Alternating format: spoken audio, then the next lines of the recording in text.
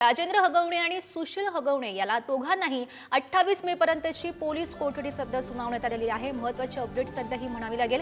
राजेंद्र हगवणे आणि सुशील हगवणे या दोघांनाही सकाळी पोलिसांनी अटक केलेली होती, त्यानंतर त्यांना न्यायालयामध्ये हजर केलं गेलं। सुनावणी पार पडलेली आहे आणि या दोघांनाही आता 28 मे पर्यंत पोलीस कोठडी सुनावण्यात आलेली आहे। शिवाजीनगर कोर्टाने ही पोलीस कोठडी सुनावलेली आहे। या दोघांनाही 28 मे पर्यंतची पोलीस कोठडी सुनावण्यात आलेली आहे। हे दोघेही खरं तर अनेक दिवसांपासून फरार होते। वैष्णवी हगवणे प्रकरणातली ही महत्त्वाची अपडेट म्हणावी लागेल। राजेंद्र हगवणे सासरा आणि दीर सुशील हगवणे या दोघांनाही आता 28 मे पर्यंतची 5 दिवसांची पोलीस कोठडी सुनावण्यात आलेली आहे।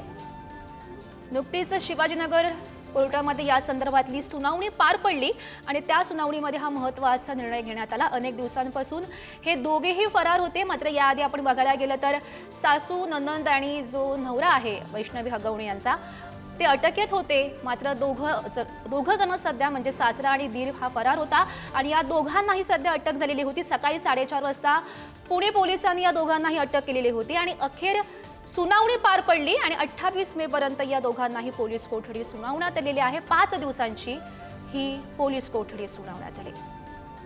वैष्णवी हगवणे हत्या प्रकरणात खरं तर 5 दिवसांची ही पोलीस कोठडी सुनावण्यात आलेली आहे। राजेंद्र हगवणे आणि सुशील हगवणे या दोघांनाही न्यायालयामध्ये हजर केलं गेलं।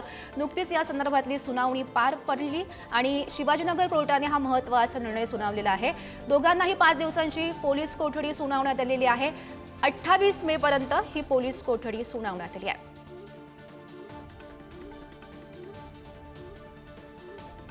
तर वैष्णवीच्या सासऱ्याला आणि दिराला ही पोलीस कोठडी सुनावण्यात आली। अशी आहे की आज पहिल्याच पीसी होतं त्यांचं, तर तपास करणं त्यांच्याकडनं बाकी आहे।